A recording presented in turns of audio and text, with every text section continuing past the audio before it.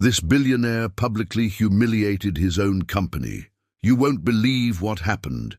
The air in the grand majestic ballroom was thick with the scent of ambition and expensive perfume. On stage, under blinding lights, stood Alistair Finch, the 60-year-old titan who had built Viridia Corporation from a garage startup into a $180 billion global behemoth. He was the embodiment of the American dream, and the room was his temple. The presentation had been flawless. Sleek slides showed graphs arcing ever upward. The audience of shareholders, journalists, and loyal employees ate it up. They laughed at his jokes, nodded at his vision, and applauded every new product. It was a love fest, a symphony of corporate success. I was there, a junior executive in marketing filled with pride. I'd helped craft the messaging for the new Aura smart home system. Seeing it on that giant screen felt like a career highlight. My boss, Sarah, squeezed my arm. "We did good," she whispered. "We all felt it. We were part of something great." Alistair was nearing the end of his remarks.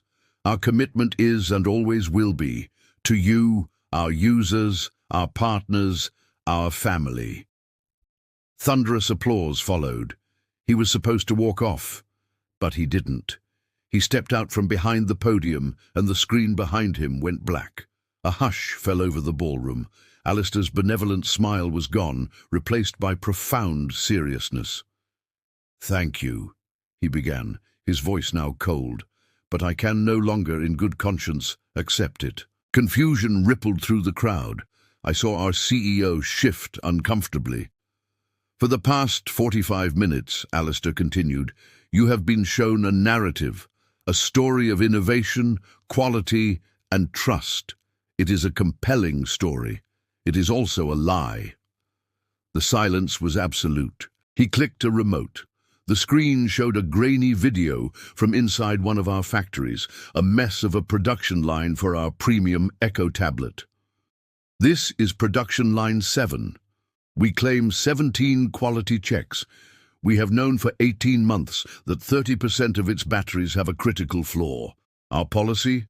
Quietly replace only the loudest complaints." The room erupted in shocked whispers. I felt a cold dread. I'd heard rumors, but this was a brutal public evisceration. He wasn't done. He exposed the unhackable OS with known government backdoors. He revealed how our legal team designed the user agreement to be unreadable so we could sell data. He demonstrated how the Aura system's microphone was used to build psychographic profiles of households. "This human-centric focus," he said, voice dripping with sarcasm, "is profit-centric exploitation. We are merchants of mediocrity and surveillance." He turned to the board. "You have allowed this." Then his gaze swept over us, the employees. "And you. So many of you know this, yet the paycheck's clear, and so we become complicit." He was right. A hot flush of shame washed over me. I had ignored my own nagging concerns. "For years," Alistair said, his tone softening into regret, "I have built this magnificent, rotting edifice. I am the one most responsible. I am a billionaire because of your trust, and I have betrayed it." He took a deep breath. "So, as of this moment, I'm resigning from the board. I'm divesting every single share. The entirety of my proceeds will establish the Finch Foundation to fund tech ethics watchdogs and customer reparations." The uproar was instantaneous. Journalists shouted. The CEO was ushered away in a rage. Alistair clicked his remote one last time. The screen displayed a website, viridiatruth.org.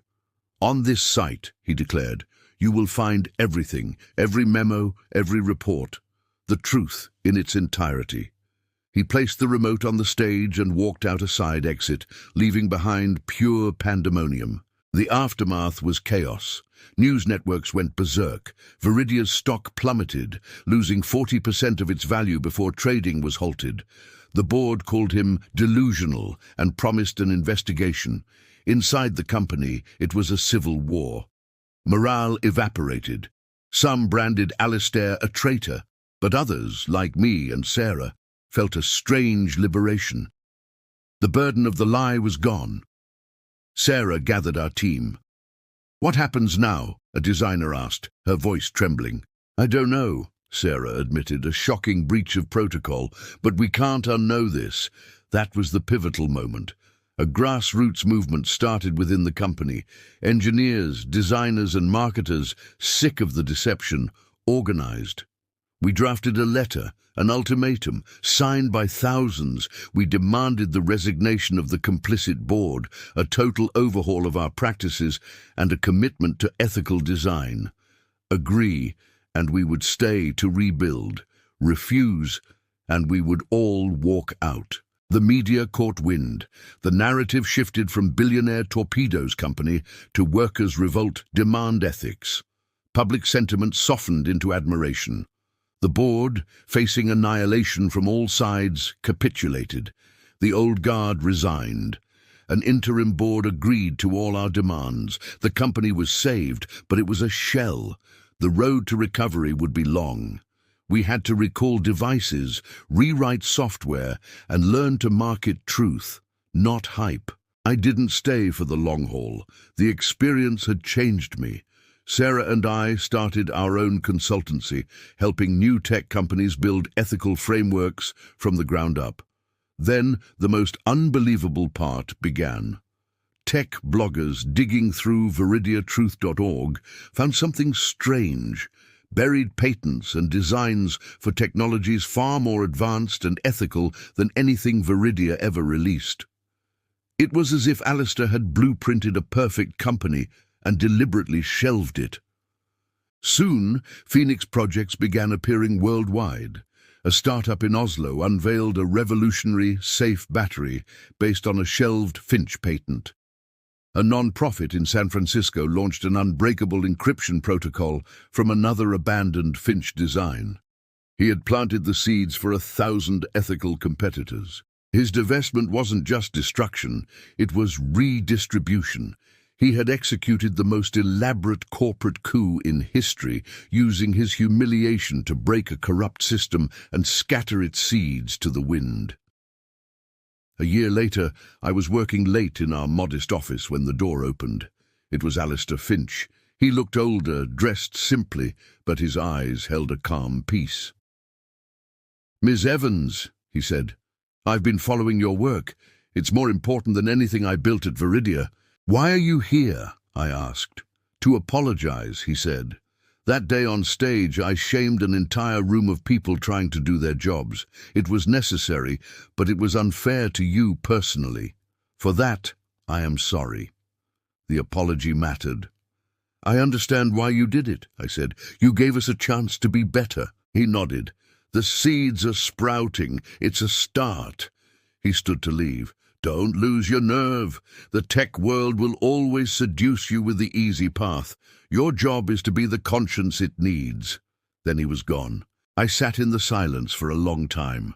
The story of Alistair Finch wasn't about a crazy billionaire. It was about the corrosive power of a lie and the explosive power of truth. He had to become the villain in his own story to become the hero of a new one. He publicly humiliated his own company, and in doing so, he forced an entire industry to look in the mirror. And you won't believe what happened next. We all started, slowly, painfully, to tell the truth.